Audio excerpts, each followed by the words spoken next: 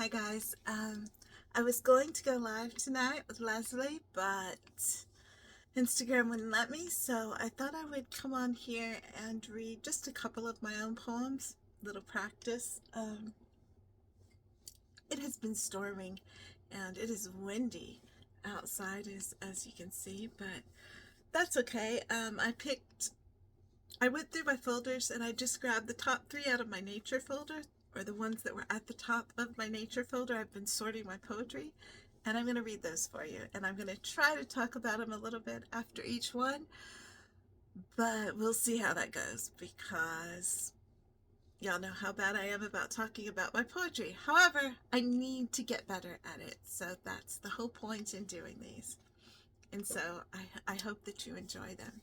Um, And so this first one was written back in 2015, 2016-ish. I don't have the date written down, but it is called Gardening with Carol Ann by Angelique G. That is me from the Breath of Daydreams. Miss Carol Ann, though quite loquacious, was rarely kind and never gracious.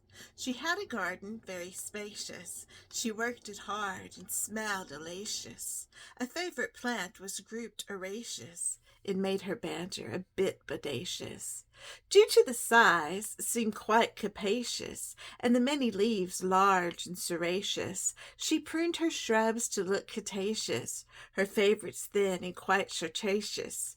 She liked to say the word shylacious, declared her favorite time Cretaceous, declared her... I messed up. Ooh, okay.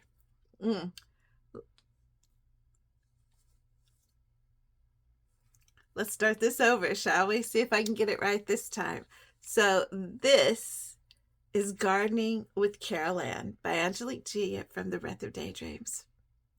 Miss Carol Ann, though quite loquacious, was rarely kind and never gracious. She had a garden very spacious. She worked it hard and smelled delicious. A favorite plant was grouped herbaceous. It made her banter a bit bodacious. Due to the size, seemed quite capacious, and the many leaves large and serraceous. She pruned her shrubs to look cretaceous, her favorites thin and quite chartraceous. She liked to say the word shylacious, declared her favorite time Cretaceous, collected things she thought crustaceous, and gladly called herself curvaceous. She showed off flesh that turned rapacious. A glutton, Miss Carol behaved audacious, but would declare that simple truth fallacious. Then laugh away she thought flirtatious, and gather twigs that grew fugacious for incense sticks that burned herbaceous. A recipe from the great Uncle Ignatius, others knew as Conan Doyle. How mendacious. You might think this sounds a bit mendacious, for Miss Carol could be quite modacious, and had been born very perspicacious, though you'll find this tale a bit audacious. It is simply Carol Ann. I think I should have said perspicacious. Those are a lot of acious words to get right, and I do not often get an entire poem correct in one setting, I don't think, especially my own. Especially my own. This is a form. I do not remember what kind of form it is, but every word on every last word of a line rhymes.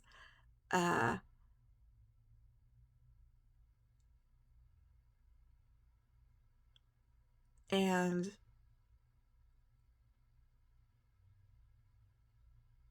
no. So I was just making sure because you never know. I combine things, but I think I did this for a prompt probably back in the day. Um, and I just liked the idea of using all those acious words uh, because it's fun. And sometimes it's just fun to do something fun. And so this was just a fun, right? But I really enjoyed it. And so for the next poem, I'm going to read 3 poems for you guys. And so the next form, I'm going to do another something that I find a lot fun. I find to be fun, but this one is a serious subject that is just a bit whimsical, but the subject's really serious. So this is an alliterative poem or an alliteration poem. of the letter T, and it is called The Troubled Trees by Angelique from the Breath of Daydreams. Tranquil trails traverse tirelessly through towering trees that tease trespassing tycoons to trysts, tipping temporary tollways thoughtlessly. Tombed travelers torment time's theory. The timpani triumphs. Tender tresses tangle topaz treasure troves, treating territorial trolls temperamentally. Today's troubles transition. Tomorrow's trembling trunks topple, tricked, trapped, torn. Thick timbers tethered together torch treasonous terms. Think twice. This tapestry's touch tears through tragic truces. Thankfully, tributes treat tempestuous thistle temptresses, tantalizing their testy tendencies through tirelessly traipsing tribes, translating temperance. Travesty teeters, tourists tiptoe, the tuned tempo transitions. I think that it is a lot of fun to do alliteration that makes sense, but makes sense in a way that makes you have to pause and think. I my favorite way of writing, or some of my favorite writing involves a lot of wordplay. And I think anybody who has read enough of my poetry probably will probably either say I don't make sense half the time, or they figured out how I play with the words, and then they see that my poetry does tend to make sense. Or the more it sounds like my poetry doesn't make sense is the more it probably has something to say and is making sense. And that's just how I like to write. It's what comes natural to me, and it's what sounds right. I talk about how my muse speaks to me all the time, and that I just dictate. That's how my muse tends to speak to me. She speaks more in sound and rhythm and a playfulness of words. Language is so textured and so full of possibility. And so to me, I don't like most of my poems that speak plainly. I have plenty, but for my own personal taste, there's always something, or often, not always, often something missing from them. I don't know. But I like playing with words like with this poem, because even though some of the lines might not seem to make sense, they do to me. And if one pauses and considers, then they can kind of read through the metaphor or the simile, whichever I'm using, and kind of figure it out. Like, thistle temptresses, thankfully tributes treat tempestuous thistle temptresses, tantalizing their testy tendencies through tirelessly traipsing tribes, translating temperance. So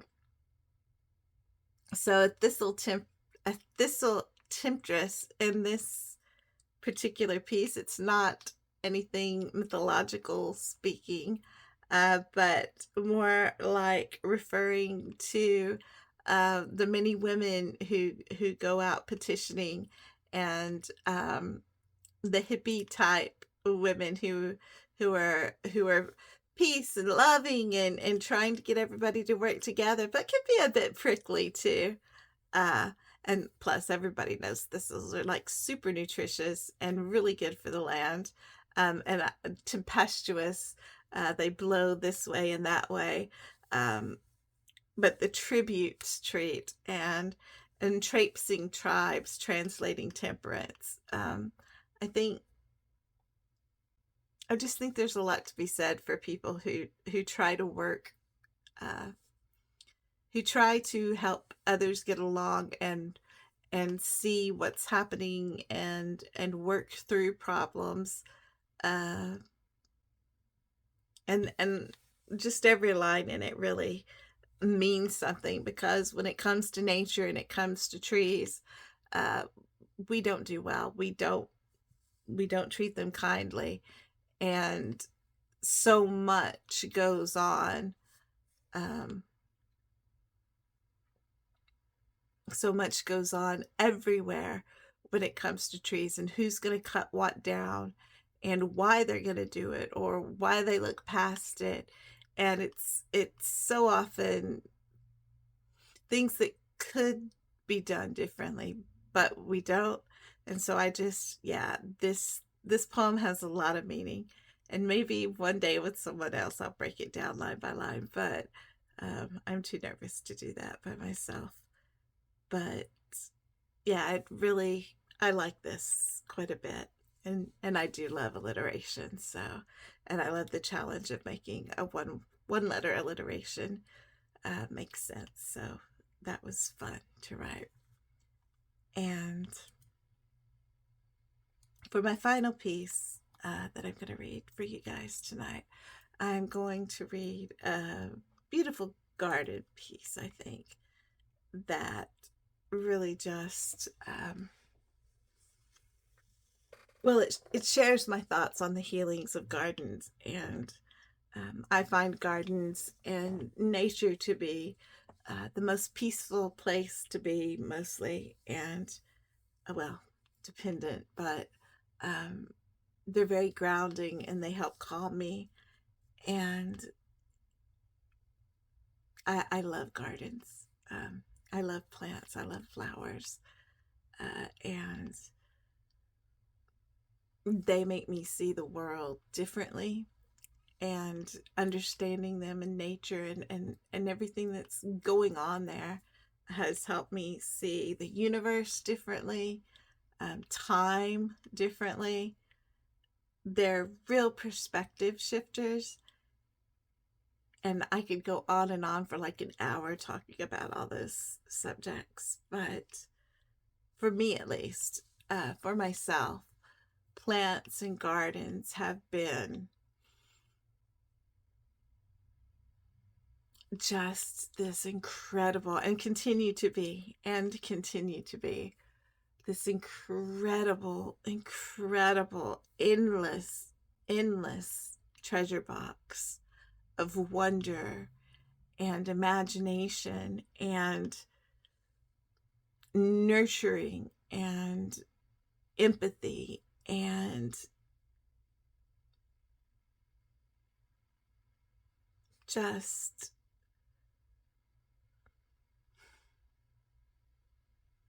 something I don't have words for. I really don't have the words for.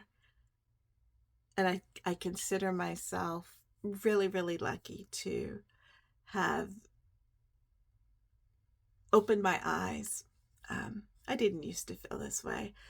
Flowers were flowers, pretty, but flowers.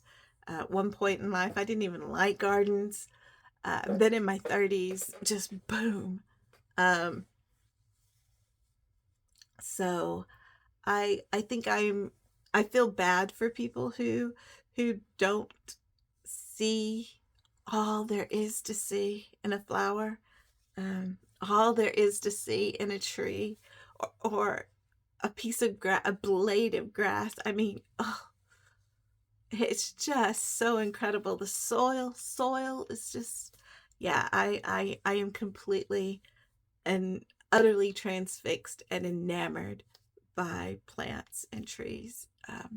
So I think this sort of says why, but I could not even begin to express my gratefulness or my love of them. I don't think there's words. I know that I would not be who I am had I not had the really good fortune of getting my hands in the soil, and not just doing it like as a job or as to grow things or that, but paying attention and witnessing the nature that comes around and talking to the bees and the butterflies and feeding the little bunnies and seeing so many insects and and hearing the birds and just watching the plants and breathing them in and drinking in the texture and the scents and the sounds and just the taste. You can taste them in the air, uh, getting ate up with their thorns and their poisony, scratchy leaves that irritated the heck out of my skin sometimes because I was stupid. All these little things are just so wondrous. Um, yeah, mm, I love gardening. But so here we are. I'm gonna stop because y'all are gonna be like, really? Is she just gonna go on and on? And probably this is just one of those topics that I can get lost in. So not gonna do that, but I'm gonna read the poem and then I'm just gonna say good night and let that be done. Um, In a Garden of Memories by Angelique G. From the Breath of Daydreams. Make it a little bit bigger. I cannot name a favorite flower. Each petal's hue is a jewel to be adored, like the honeybee or a swiftly swooping hummingbird. My eyes dart from bloom to bloom, rapt, enamored, so completely enthralled. It is surely I who is held captive in a bouquet of their calling, not they, whose beauty sweeps me falling between their fragrant colors, luscious scents, vibrant shapes, and resplendent textures. I become a student of peace and wonder, and they, my teacher, educate me in all that I will ever forget and all that I have never remembered. When in painful squalor and seeking the sustenance of relief, flowers sing to me a lullaby for my senses. When the same pain has dulled my memories and addled my thoughts, flowers blossom, chasing neurons and connecting moments with scent and sound and taste and color. Flowers weave into me a spiritual basket, harvesting hope, enveloping fear. Their stalks and stems rise high above the encroaching darkness, and their vines and thorns shield me in a tangle of sharp reminders, both leaf and stamen, eradicating all embarrassment. And their petals and pistils impregnate my mind with the wonder of an ever-evolving metamorphosis. For like a meadow of flowers, and its rainbow of wonder and whimsy, both ancient and new, wise and flighty, I am something never stagnant, even when rooted firmly in place. This mind is ahead, racing with wonder and chasing the hopes and dreams of tomorrow on the forgotten promises of squandered yesterdays. As long as there are flowers, I am free to breathe in all of my flossom flummadiddle, inspired by the unhindered and emboldened spirit they embellish this ancient planet with. And as long as I wake to see the stars blink in a reflection of their beauty, I will forever seed meadow and valley, ditch and dale with the compassion that they bestow. I cannot name a favorite flower. I am but one amongst the infinite. And I think we all are one blossom amongst the infinite. I love gardens. I love flowers. I love the stars and time and the big, wondrous everything and nothing that is all that we can't even fathom encompassing. It just makes the mind fire in ways that are, mm, mm, you just can't get enough of it. And that no matter how bad the day is or how ugly the world is in the moment, because whew, the news can do a number on me. Thinking about nature, thinking not about what we're doing to it, but how freaking incredible and wondrous it is, not just in the small microclimate of our planet, but the great big expanse of beyond what we know of as the universe, beyond the known universe. Just thinking is inspiring, and I cannot help but be elated and find elation and find joy and this tranquility within the knowledge of that consistent evolution and metamorphosis of wonder in life, and just constant music and rhythm and math, and it's just amazing. It's incredible to me, and it's something I'll never be able to express or um, do any kind of justice in my creation. But I hope that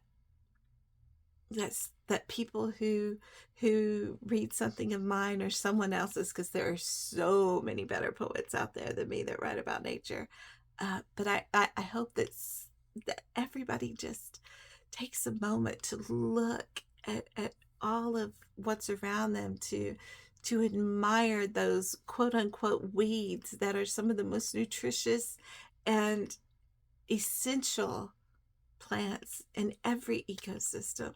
And they're so gorgeous, they're so beautiful. The ground covers, the tiny little flowers, all the insects that are coming to them for food. It's just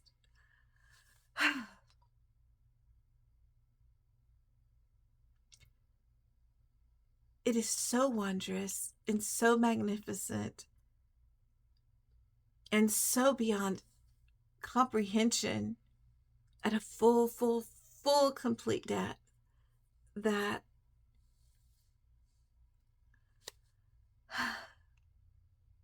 it just it gives me that sense that's like meditation. It's just like exhale all the negative energy and breathe back in all of that, and it makes me happy. It makes me feel at peace with my place in this moment of whatever it is I am in. Um, and I feel so very, very lucky to have the presence of mind to stop and acknowledge and really look and see and try to be aware. We've lost it. We've lost that so much as a society as a whole. And I think that's not just to the planet's detriment, but it's to our detriment.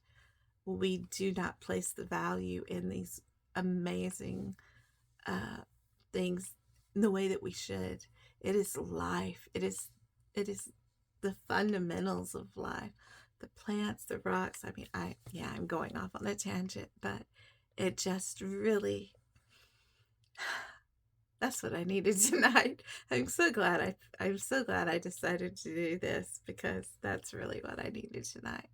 Um, I hope that if you watch this, it brings you a little bit of joy. And thank you for putting up with my rambling. And I hope you enjoyed my poetry. Let me know in the comments if you do, or let me know in the comments if there's a subject you'd like me to read on. I probably have a poem on it somewhere. Um, and share your thoughts about nature. I would love to hear what you think about nature and about trees and flowers and gardening and just anything. I would really enjoy that. So until next time, may your muse shine brightly. Bye.